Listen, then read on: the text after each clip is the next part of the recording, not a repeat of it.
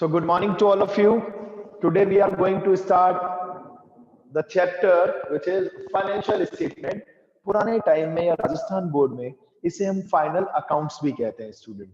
Every businessman, whether you belong to sole proprietorship firm or you belong to a partnership firm, अगर आपके parents business family से हैं, ये 100% वो बनाते हैं बिकॉज इनकम टैक्स के रूल्स को उन्हें फॉलो करना होगा 100% and they have to maintain financial statement because इसके थ्रू आपको पता चल पाएगा how much profit you have earn in a particular year.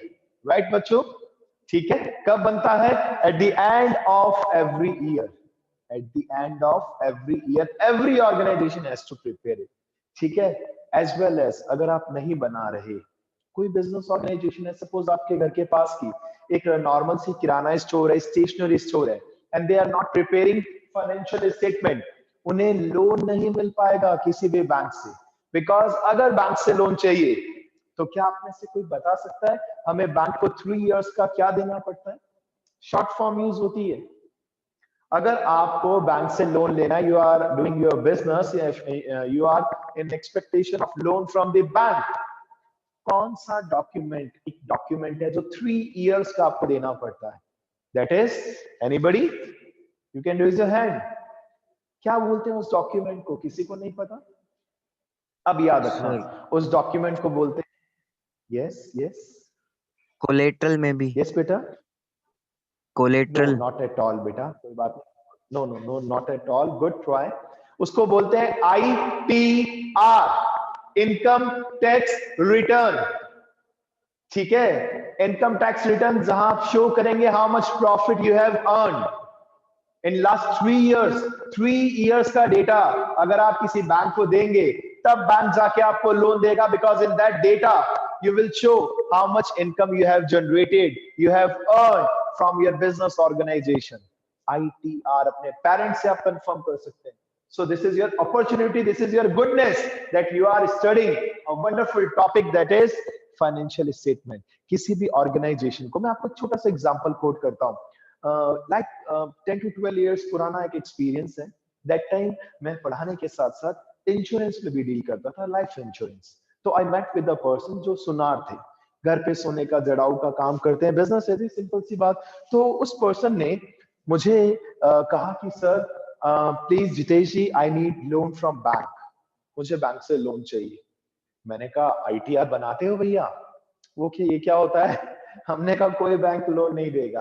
आप अपने पेरेंट्स से भी सोचिए, डिस्कस कर सकते हैं, इतना प्रैक्टिकल टॉपिक आप पढ़ रहे हैं. अगर बैंक से लोन चाहिए, मैंने उन भैया को कहा इफ यू वांट लोन तो you should have 3 years ITR, income tax return. और उसमें भी एक काम हो सकता है, 2 इयर्स का तो आप एक साथ बना सकते हैं, लास्ट 2 इयर्स का, लेकिन थर्ड 3 इयर्स का एक साथ नहीं बनता. या तो ऑनेस्टी से आप हर साल अपना इनकम टैक्स रिटर्न बनाइए.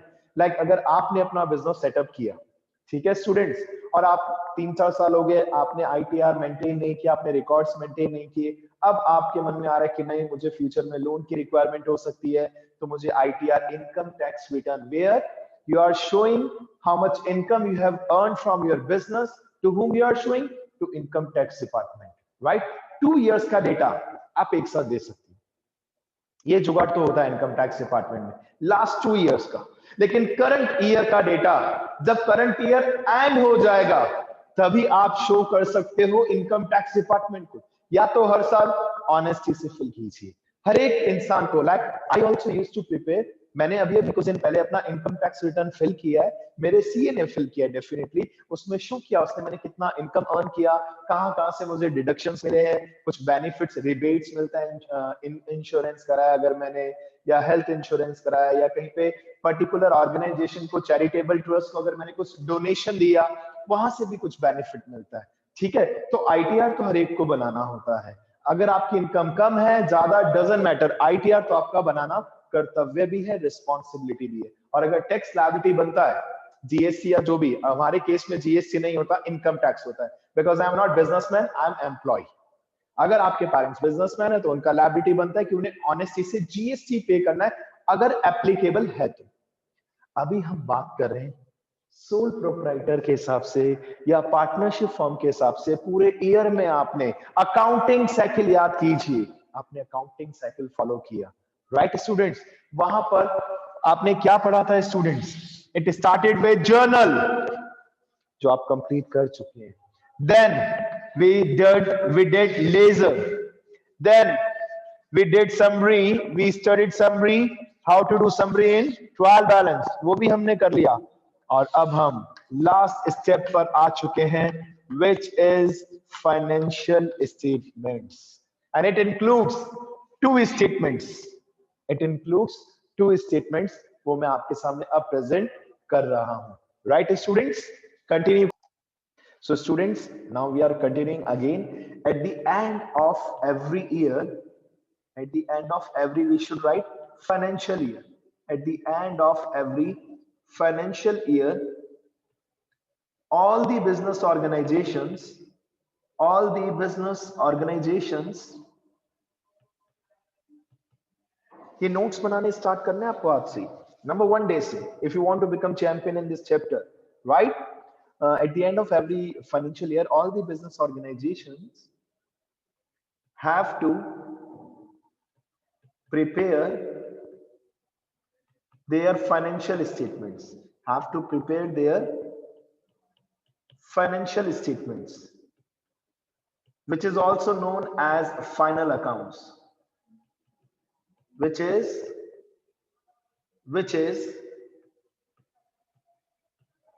also known as final accounts. इसको हम फाइनल अकाउंट्स भी कहते हैं स्टूडेंट्स, ठीक है? अब देखिए, मैं आपके साथ कुछ और डिस्कशन स्टार्ट करता हूं. Again I am writing the same heading, financial statements. Financial statements को स्टूडेंट्स हम दो पार्ट्स में डिवाइड करते हैं.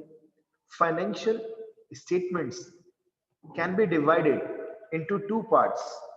Into how many parts? Two parts. Number 1, आइए नंबर 1 के ऊपर डिस्कशन करते हैं. Income statement. Number 1 is income statement, and number 2 is position statement.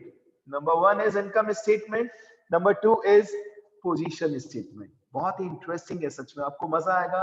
आराम से एंजॉय करते हुए समझिए सर क्या है ये इनकम स्टेटमेंट एंड क्या है ये पोजीशन स्टेटमेंट. आइए, income statement means by which we come to know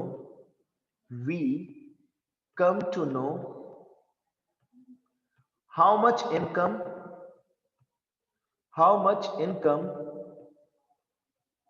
we have generated, how much income we have generated from our business operations, how much income we have generated from our business. हमने अपने business में कितना income generate किया, ये कहां से पता चलता है हमें?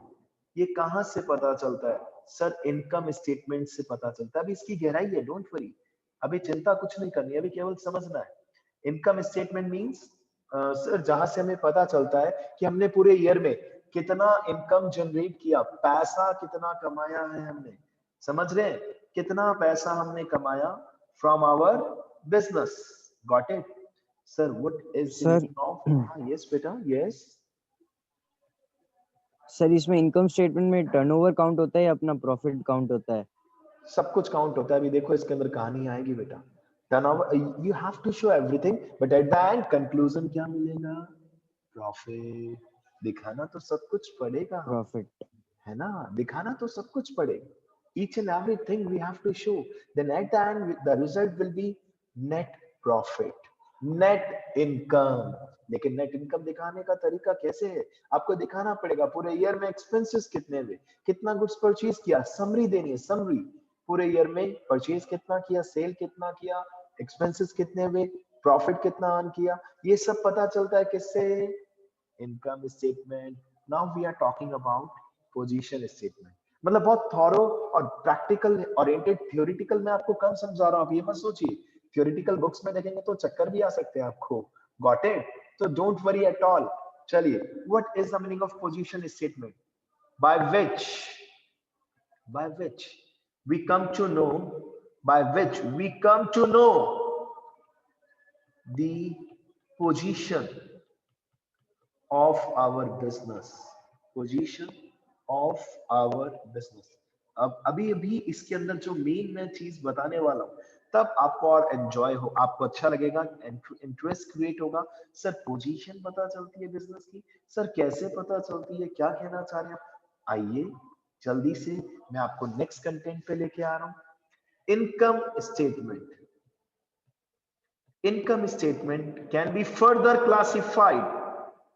देखना ध्यान से, इनकम स्टेटमेंट को हम फर्दर 2 पार्ट्स में क्लासिफाई कर सकते हैं। अरे एक्चुअली कहानी एक ही है बेटा, इस चैप्टर में 3 अकाउंट्स बनाने होते हैं। Number 1 trading account, number 2 profit and loss account, and number 3 which is not account, which is balance sheet.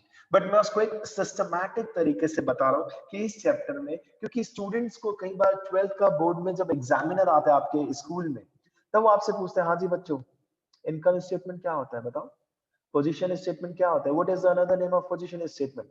बच्चा कहता है सर ऐसा तो कुछ सुना ही नहीं था 11th में, हमारे टीचर ने हमें पढ़ाया नहीं कुछ ऐसा। दैट्स व्हाई मैं चाहता हूं आप ऐसा ना कहें, आपकी लाइफ में कोई भी आपसे पूछे तो दिमाग में रहे आंसर, ठीक है। Income statement, position statement. Now देखिए, income statement can be further classified into 2 parts. Number 1 is trading account. Number 1 is trading account and number 2 is profit and loss account.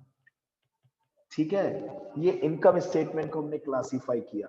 चलिए इसके नीचे आते हैं पोजीशन स्टेटमेंट, फिर इनको अलग अलग क्लासिफाई करेंगे। Income statement means trading and P&L account, and position statement means what balance sheet. Position statement means balance sheet, क्योंकि बैलेंस शीट से आपकी ऑर्गेनाइजेशन की क्या पता चल जाती है, पोजीशन। क्या पता चल जाती है, पोजीशन। अब समझिए वापस से, to sum up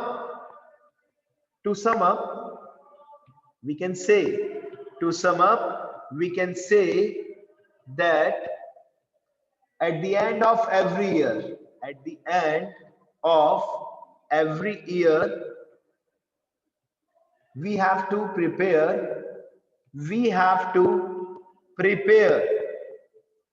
number 1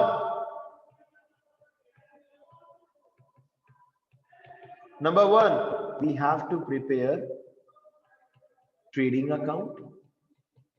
number 1 हमें क्या बनाना होता है बच्चों, ट्रेडिंग अकाउंट। नंबर 2 हमें क्या बनाना होता है students, profit and loss account. And number 3 हमें क्या बनाना होता है स्टूडेंट्स, बैलेंस शीट। और हम इसको वापस से 1 मिनट के अगर रिवाइज करें तो हम बोल सकते हैं this is the part of income statement and balance sheet is a part of position statement, क्योंकि बैलेंस शीट में हम दिखाते हैं asset and liabilities. If you remember we did it in accounting equation. Balance sheet is a combination of asset and liability, और अगर किसी company की position पता लगानी है तो डेफिनेटली आपको क्या करना होगा, you should have a look on it's assets and liabilities. और अगर इनकम का पता लगाना है तो क्या चेक करेंगे आप, sir trading and P&L account check करेंगे। सर इनमें क्या डिफरेंस है, देखिए ट्रेडिंग अकाउंट बना के हमें पता चलता है students how much gross profit we have earn, how much gross profit. ठीक है, अब सुनना ध्यान से, इसी के ऊपर पूरा चैप्टर हमें निकालना है, right. And profit and loss account हमें बनाकर क्या रिजल्ट मिलता है, सर नेट प्रॉफिट। ठीक है, यानी कि कौन सा अकाउंट, और ये पूरा कनेक्टेड है बेटा system. First of all we used to prepare trading, वहां पर हमें रिजल्ट मिलता है क्या, ग्रॉस प्रॉफिट। फिर हम प्रॉफिट एंड लॉस अकाउंट बनाते हैं and then we come to know net profit, the final profit. 11th में जो पढ़ रहे हैं 12th में 100% आपको हेल्प करेगा। और बैलेंस शीट से कभी भी प्रॉफिट लॉस का पता नहीं चलता, because balance sheet is the combination of assets and liabilities, got it students। ये कहानी है सर, लेकिन ट्रेडिंग और P&L ये दो अकाउंट क्यों सर, इसका क्या लॉजिक है। देखिए इसका भी कहानी बताता हूं मैं आपको। अब हम आते हैं स्टार्टिंग से ट्रेडिंग अकाउंट पे। जो इस चैप्टर में हमें सबसे पहले पढ़ना है that is which account students? कौन सा अकाउंट पढ़ना है? Trading account. आइए इसका एक्सप्लेनेशन देता हूं। अभी 1 से 2 दिन मिनिमम हमें पूरा फोकस किस पे करना है? ट्रेडिंग अकाउंट पे। ठीक है, लिखना स्टार्ट कर रहा हूं मैं, सुनना आप ध्यान से, सुनना ध्यान से। Okay, this account can be considered, this account can be considered as factory account, as here we used to show, as here we used to show, here we used to show all the expenses, all the expenses which are directly related, which are directly related with the production, with the production oblique manufacturing oblique purchase of goods. सुनना, this account can be considered as factory वाला account, जहां पर goods produce होते हैं, जहां पर goods produce होते हैं, और गुड्स प्रोड्यूस होते हैं तो यहां पर हम कौन कौन से एक्सपेंसेस दिखाते हैं? सर जो डायरेक्टली रिलेटेड होते हैं। किससे रिलेटेड होते हैं? सर या तो प्रोडक्शन से कह दीजिए, या मैन्युफैक्चरिंग, बात एक ही है, या फिर परचेज ऑफ गुड्स, या फिर purchase of goods. It means what? यहां पर इन शॉर्ट हम फिर से कह सकते हैं कि यहां पर गुड्स परचेज्ड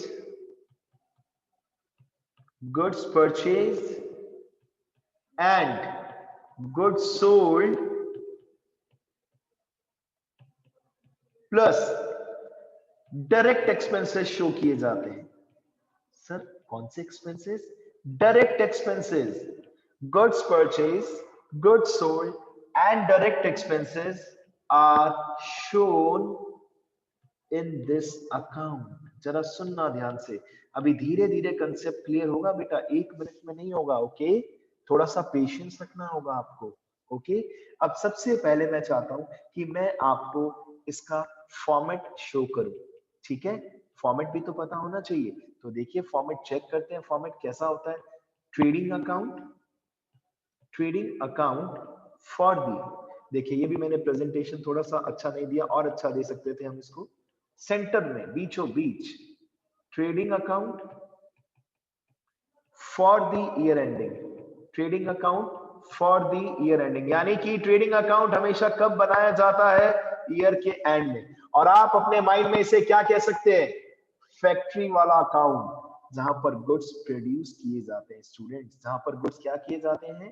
प्रोड्यूस किए जाते हैं। ओके, चेक करें, आइए इसका फॉर्मेट चेक करते हैं। सर फॉर्मेट बहुत इजी है, कब बनाया जाता है? ईयर के एंड में बनाया जाता है, और ये फैक्ट्री के अकाउंट की तरह कंसीडर किया जाता है। इसमें क्या क्या टर्म्स आते हैं जरा चेक करते हैं, आइए जल्दी से। सबसे पहले लेजर का ही फॉर्मेट है। किसका फॉर्मेट है ये स्टूडेंट्स? सर ये लेजर का ही फॉर्मेट है। आप समझ रहे हैं मेरी बात? This is the format of 100% ledger, यानी कि लेजर चलता रहेगा आपकी लाइफ में, हमेशा लेजर चलता रहेगा। Got it? ठीक है, करें स्टार्ट स्टूडेंट्स। आइए स्टार्ट करते हैं सबसे पहले बेसिक्स के साथ। पर्टिकुलर्स, देखिए लेजर की तरह ही फॉर्मेट यूज हो रहा है। Particulars, then amount rupees, particulars amount rupees. Okay students, DR CR लिखना कंपलसरी नहीं है, if you want to note it down आप कर सकते हैं। सबसे पहले कब बनता है ये? ईयर के एंड में बनता है। ठीक है, पूरे साल भर के स्टार्टिंग से लेकर एंड तक का पूरा हिसाब किताब आपने, आपके पास जितना भी स्टॉक स्टार्टिंग में पड़ा था, सबसे पहले आप उसे डेबिट में लिख लें, to opening stock, to opening stock.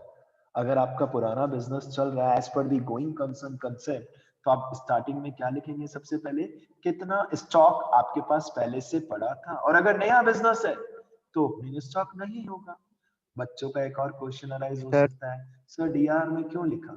Yes गव, do you have any doubt? Yes, discuss बेटा। Yes sir. सर इसमें डेट वगैरह मेंशन नहीं होती है सर? नहीं होती, क्यों नहीं होती? आंसर आप में से कोई देना चाहेगा? डेट मेंशन नहीं होती।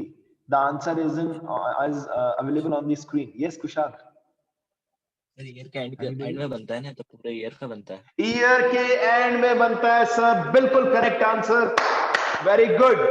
सर ईयर के एंड में बनता है, पूरे ईयर का हिसाब किताब एक साथ। ये सुशांत, एनीथिंग एल्स? मेरे हिसाब से डाउट क्लियर है। नंबर 1 कि हम ट्रेडिंग अकाउंट के अंदर डेट का कॉलम क्यों नहीं बनाते सर? बिकॉज ये ईयर के एंड में बनता है सर।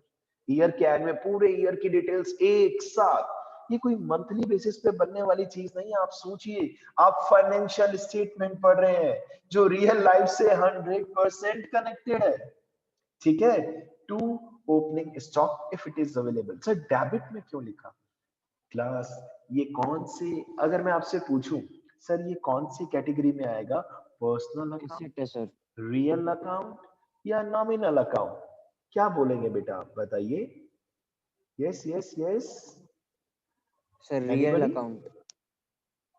बिल्कुल गलत आंसर बेटा, बिल्कुल गलत आंसर, बिल्कुल गलत आंसर। ये बनता है नॉमिनल अकाउंट के बेसिस पे, इसका नेचर है 100% नॉमिनल। अरे भैया हेलो, अभी धीरे धीरे आपको पता चल जाएगा 100% नॉमिनल क्यों। सर इस अकाउंट के थ्रू हम पता लगाते हैं how much profit we have earn. तो प्रॉफिट पता लगाएंगे कैसे? सर डेबिट में जितने भी एक्सपेंसेस हैं वो लिखेंगे सर। नॉमिनल अकाउंट इसका नेचर है सर, जितने भी एक्सपेंसेस हैं वो डेबिट में, और जितनी भी कमाइयां हुई हैं that will be recorded in the credit side. Got it? देखिए नेक्स्ट टर्म, और मैं बुक जैसा फॉर्मेट नहीं बताऊंगा आपको, मुझे आपको डराना नहीं है बच्चों, मुझे आपको इंटरेस्ट क्रिएट करके समझाना है। To opening stock, to purchases, पूरे ईयर का परचेज, वेदर कैश और क्रेडिट डजंट मैटर। ये कोई कैश बुक थोड़ी ना है स्टूडेंट्स। जितना भी आपने परचेज किया, कैश क्रेडिट व्हाटएवर, कोई टेंशन नहीं है। लेस, लेस क्या करेंगे सर? लेस करेंगे परचेज रिटर्न, जिसका ऑफिशियल नाम क्या है? Returns outward. जिसका ऑफिशियल नाम क्या है बच्चों? Returns outward. ओके, ये याद होना चाहिए आपको। ठीक है सर, ये लेस करने के बाद हमारे पास बाहर क्या आंसर आ जाएगा? Net purchase. बाहर क्या आंसर आ जाएगा? Net purchase. सर और क्या आ सकता है डेबिट में? अभी बताते हैं। डेबिट में और क्या आ सकता है? केवल एक नाम और आ सकता है। अगर आप बुक में देखेंगे तो आपको 10 to 20 भी दिख सकते हैं, ठीक है ना? लेकिन एक्चुअल में एक ही नाम है। तो मैं इजी करने के लिए आपको बताता हूँ, trading account is very easy सच में। बस थोड़ा सा कॉन्फिडेंस रखिए अपने ऊपर। चलिए स्टूडेंट्स, अब हम चलते हैं ट्रेडिंग अकाउंट के थर्ड एलिमेंट की ओर। अभी तक मैंने केवल दो नाम बताए डीआर में। पहला नाम क्या है? Opening stock. दूसरा नाम क्या है? परचेजेस। और तीसरा नाम है to all direct expenses. To all direct expenses. बताता हूं अभी क्या है direct expenses, don't worry don't worry. Sir DR में तीन ही नाम आते हैं सर। आज आप घर पे अपनी बुक में चेक करना, आपको हो सकता है चक्कर आने लग जाए कि सर ये तो कई सारे दिख रहे हैं। To opening stock as it is दिखेगा, to purchase as it is दिखेगा, और टू ऑल डायरेक्ट एक्सपेंसेस में लिस्ट दिखेगी पूरी। I will explain you just after few minutes only in this class. Okay, CR में क्या क्या आ सकता है? सर ये फैक्ट्री के अकाउंट की तरह कंसीडर किया जाता है। पूरे ईयर में हमने जितना भी गुड्स सोल्ड किया, जितना भी गुड्स सोल्ड किया बाय सेल्स, भले कैश सेल्स हो भले क्रेडिट सेल हो, बोथ ओवरऑल सेल्स। लेकिन सर अगर सेल्स रिटर्न है तो उसको क्या कर देंगे? लेस कर देंगे सर, लेस कर देंगे। और सेल्स रिटर्न का ऑफिशियल नाम क्या है? Returns inward. Return inward. Sales return का ऑफिशियल नाम क्या है स्टूडेंट्स? Returns inward. इन नामों में कभी कंफ्यूजन मत रखना। Is it okay? Sir sales less sales return, बाहर जो वैल्यू आएगी सर उसे बोला जाएगा नेट सेल्स। और क्रेडिट में एक लास्ट नाम जो आपको दिखेगा ईयर के एंड में, that will be bye closing stock, अगर बच गया कुछ स्टॉक तो उसे क्रेडिट में दिखाएंगे। यानी कि देखा जाए तो ट्रेडिंग अकाउंट के अंदर डेबिट साइड में only you will find three names. Number 1 to opening stock, to purchase this purchase return, to all direct expenses. CR में बाय सेल्स और बाय क्लोजिंग स्टॉक। कितने नाम दिखे बेटा आपको बता सकते हैं? सर 5 नाम दिखे। सर सेल्स को क्रेडिट में क्यों लिखा? क्योंकि गुड्स परचेज किया तो एक्सपेंसेस हो गया डेबिट में। अगर हमने गुड्स परचेज किया, कहाँ लिखा? प्रेजेंटेशन डेबिट में, एक्सपेंस की तरह। सर ओपनिंग स्टॉक डेबिट में क्यों लिखा? देखिए लास्ट ईयर का बचा हुआ स्टॉक था, वो क्लोजिंग था, अब इस साल वो ओपनिंग बन गया, इस साल उसको बेचेंगे तो डेबिट में हिसाब किताब एक्सपेंसेस के रूप में दिखाया, क्रेडिट में रेवेन्यू के रूप में दिखाएंगे। सेल्स हुआ, रेवेन्यू, और जो स्टॉक बच गया सर उसे क्रेडिट में लिख दिया क्योंकि वो हमारा एक्सपेंस है ही नहीं। और ये क्लोजिंग स्टॉक अगले साल फिर से क्या बन जाएगा? ओपनिंग स्टॉक, और ये सिलसिला चलता रहेगा। Got it? अब सर इस अकाउंट से कंक्लूजन क्या मिला? सर ये तो आपने बताया ही नहीं। आइए कंक्लूजन पे भी आ जाते हैं स्टूडेंट्स। आइए सर इस अकाउंट से हमें कंक्लूजन मिलेगा जब हम टोटल लगाएंगे तो 99% क्रेडिट साइड का टोटल ज्यादा आएगा और डेबिट साइड में हम नाम लिखेंगे to gross profit. To gross profit. Sir ये ग्रॉस मींस व्हाट सर? जब आप टोटल लगाएंगे तब आपको दिखेगा। एक मिनट रुकिए बेटा प्लीज, चेक कीजिए। आप जब टोटल लगाएंगे 99% कहां का टोटल ज्यादा दिखेगा आपको? क्रेडिट साइड का, ठीक है? और फिर आप टोटल तो दोनों साइड का लगाएंगे। सपोज आपने टोटल लगाया, सपोज टोटल बीआर साइड का टोटल आ रहा है 6,50,000, सीआर साइड का टोटल आ रहा है 10 lakh rupees. How much rupees? 10 lakh. What is the difference? कितना डिफरेंस है? 3,50,000। This difference of rupees 3,50,000, difference of rupees 3,50,000 will be considered as gross profit, will be considered as gross profit. Got it? Clear हुआ? नहीं sir इतना अच्छे से clear नहीं हुआ तो और क्लियर करते हैं, डोंट वरी। ग्रॉस प्रॉफिट और नेट प्रॉफिट, नेट प्रॉफिट हमें अगले अकाउंट से पता चलेगा जो प्रॉफिट एंड लॉस अकाउंट है। सर इनमें क्या डिफरेंस है? देखिए ट्रेडिंग अकाउंट फैक्ट्री के अकाउंट की तरह कंसीडर किया जाता है स्टूडेंट्स, जहां पर हम सारे एक्सपेंसेस नहीं दिखाते। यहाँ पर हम केवल कौन से एक्सपेंसेस दिखाते हैं स्टूडेंट? चेक कीजिए फॉर्मेट के अंदर। यहाँ पर हम केवल डायरेक्ट एक्सपेंसेस दिखाते हैं। तो सर कुछ और भी होते हैं क्या? यस बेटा, दो टाइप के एक्सपेंसेस होते हैं, direct expenses, indirect expenses. Direct expenses दिखाते हैं ट्रेडिंग अकाउंट के अंदर और indirect expenses PNL. Sir but what is the difference? आए इस पॉइंट पे भी आए बेटा, डिस्कस करें डायरेक्ट एक्सपेंस क्या होते हैं ताकि हमें पता चल जाए कि हम आखिर ग्रॉस प्रॉफिट कैसे अचीव कर रहे हैं। देखिए सबसे पहले तो मैं आपको एक शॉर्ट एग्जांपल देता हूं, एक शॉर्ट एग्जांपल, आप जरा समझना। एक एग्जांपल दे रहा हूं, एक छोटा सा डिस्कशन, अ स्मॉल डिस्कशन, जरा ध्यान से समझना, ठीक है ना? इस चीज को बहुत इंटरेस्ट क्रिएट करके समझना। मैं आपके साथ छोटा सा डिस्कशन करने जा रहा हूं। लेट्स टॉक अबाउट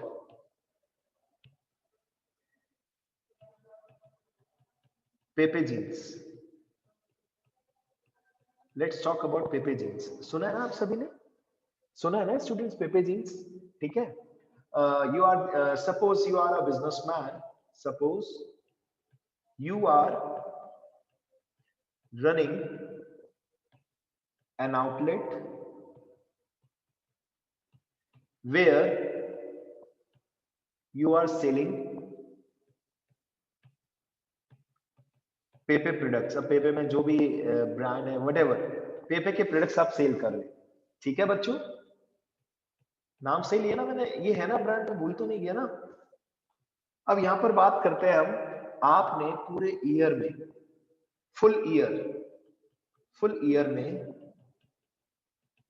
आपने जीन्स सेल आउट की, जीन्स सेल आउट की आपने कितने रुपीस की? सपोज 10 लाख रुपीस की, 10 लाख रुपीस की जीन्स सेल आउट की इज इट ओके? और ये मैं बता दूं, मार्जिन, कंपनीज कितना मार्जिन देती है, किसी को आइडिया है बेटा? कंपनीज जनरली कितना? Yes anybody, you can unmute yourself. Generally sir 20 to 40। मैं एक्सप्लेन करता हूं। Generally company gives 30% margin, 30% margin देती है। तो एक बात बताइए, 10 लाख में गुड्स सोल्ड किया, ठीक है, इस पे 30% आपका मार्जिन है, लेकिन आपने गुड्स परचेज भी तो किया होगा। आप जरा सोचिए इसको, मतलब ध्यान से समझिए, ये गुड्स जो आपने सेल किया है, इसकी कॉस्ट कितनी मानेंगे हम? अगर 30% मार्जिन है, वो 30% मतलब 10 लाख का गुड्स सोल्ड किया, 10 लाख में 30% कितना हुआ? 3 लाख। देखिए ग्रॉस मार्जिन, सबसे पहले हम बात करते हैं ग्रॉस मार्जिन की। ध्यान से सुनना बच्चों, आप कंपनी कह रही है आपने सेल किया 10 लाख का, वेरी गुड, हमने आपको 30% मार्जिन दिया, यानी कि 30% ऑफ 10 लाख रुपीस। आप मनी मन खुश हो रहे हैं कि हमने कितना पैसा कमा लिया, 3 लाख। नहीं कमाया 3 लाख, क्यों नहीं कमाया? क्योंकि सर बहुत सारे एक्सपेंस, सर 7 लाख हमारा कॉस्ट आया, गुड्स हमने खरीदा, पेपर की जीन्स हमने खरीदी, वो 7 लाख रुपीस की थी, उसमें कुछ डायरेक्ट एक्सपेंसेस भी शामिल थे, अभी डायरेक्ट एक्सपेंसेस में नहीं आए, डोंट वरी, डायरेक्ट एक्सपेंसेस भी क्लियर करूंगा। 3 लाख रुपीस हमने कमाया, बट सच में ये नेट प्रॉफिट नहीं, ये सच में आपका नेट प्रॉफिट नहीं है। This is not our net profit, this is not our net profit. Why? Why sir? क्यों नहीं है ये नेट प्रॉफिट? क्योंकि there are n number of there because there are n number of indirect expenses. There are n number of indirect expenses. Sir क्या होते हैं indirect, direct? ये समझ ही नहीं आया, अभी आएंगे, don't worry. Indirect expense means क्या दुकान का रेंट नहीं देंगे? Indirect expenses सर आप इन शॉर्ट कैसे, क्या चीज बेटा? ये एडवर्टीजमेंट वगैरह और सनड्राई एक्सपेंसेस जो सब कुछ expense, yes expenses related to sales, expenses related to sales, good sale out करने से रिलेटेड जो भी अमाउंट हम स्पेंड कर रहे हैं, that will come into the category of indirect expense. और इसके अंदर पूरी फौज है स्टूडेंट्स, फौज। जैसे कि गुड सोल्ड करना है तो एडवर्टीजमेंट करना पड़ सकता है सर, राइट सर, दुकान किराए की है, खुद की नहीं है, रेंट देना पड़ सकता है, गुड्स बेचने से रिलेटेड जो भी आप एक्सपेंसेस कर रहे हैं, रेंट हो गया, एडवर्टीजमेंट हो गया, सर एम्प्लॉयज की सैलरीज हो गई, ओके, इलेक्ट्रिसिटी बिल हो गया सर, इलेक्ट्रिसिटी बिल ये भी बिल्कुल इसी में आएगा। और बताइए सर, मशीन्स हैं तो उसके ऊपर ट्रांसपोर्टेशन, क्या चीज बेटा, बोलो बोलो। ट्रांसपोर्टेशन, ये लो ट्रांसपोर्टेशन अगर गुड्स खरीदने से रिलेटेड है तो वो डायरेक्ट एक्सपेंस है, उस पर भी आऊंगा मैं, ठीक है ना। अगर आप गुड्स सेल किस रिलेटेड, जैसे कैरेज आपने पढ़ा था, अगर कैरेज आउटवर्ड है तो वो इनडायरेक्ट एक्सपेंस है, और इनवर्ड है तो वो डायरेक्ट एक्सपेंस है, ठीक है। इतने सारे एक्सपेंसेस है ना बेटा, आप सोच ही नहीं सकते। एडवर्टीजमेंट हो गया, रेंट हो गया, कोई ऑडिट फीस है, आप ऑडिट करा रहे हैं तो इसमें आएगा, और बहुत सारी चीजें यार, एन नंबर ऑफ चीजें, डिस्काउंट दे रहे हैं, कमीशन दे रहे हैं, बेड डेट्स हो गया, डिस्काउंट दिया आपने, दिया है, अलाउ किया है, राइट, डिस्काउंट अलाउ किया, कमीशन अलाउ किया आपने मीडिएटर्स को या जिसको भी, ठीक है ना, टू सेल दी प्रोडक्ट। और इसके साथ साथ अगर आपका बेड डेट्स हो गया वो भी इसी में आएगा। भैया पैसे डूब के क्या करें, बिजनेस करना है तो गुड्स बेचना है तो कई बार बेड डेट्स भी होता है, राइट। कितने सारे एक्सपेंसेस हैं, इतने सारे एक्सपेंसेस हैं, आप सोच ही नहीं सकते। तो अब लास्ट का जो 1 मिनट एंड समथिंग टाइम बचा है, मैं आपको एक छोटा सा डिस्क्रिप्शन दे रहा हूँ डायरेक्ट एक्सपेंसेस का। कल हम इसको थॉरो में डिस्कस करेंगे कि आखिर डायरेक्ट एक्सपेंसेस क्या होते हैं, बट मीनवाइल आप अपनी बुक में और रिसर्च कर सकते हैं और ट्रेडिंग अकाउंट की बेसिक नॉलेज ले सकते हैं, राइट। क्या है sir direct expenses? all the expenses एक second, all such expenses which are directly related with the production oblique manufacturing oblique purchase of goods, ऐसे एक्सपेंसेस जो गुड्स के परचेज से या गुड्स से बनाने से डायरेक्टली रिलेटेड है, that will be categorised into direct expenses. एक दो एग्जांपल लिख देता हूं जल्दी से। वेजेस इसमें आएगा, अगर आप मजदूर को मजदूरी दे रहे हैं, क्यों दे रहे हैं? क्योंकि वो गुड्स बना रहे हैं सर, ठीक है। इंपोर्ट ड्यूटी खरीदने से रिलेटेड, कैरीज इनवर्ड, अगर आप गुड्स परचेज कर रहे हैं तो आपकी दुकान तक आने का भाड़ा कैरीज इनवर्ड, वो भी इसमें आएगा। इस टाइप के कई सारे एक्सपेंसेस है बच्चों। इंपोर्ट ड्यूटी, फॉरेन से गुड्स खरीद रहे हैं, इंपोर्ट ड्यूटी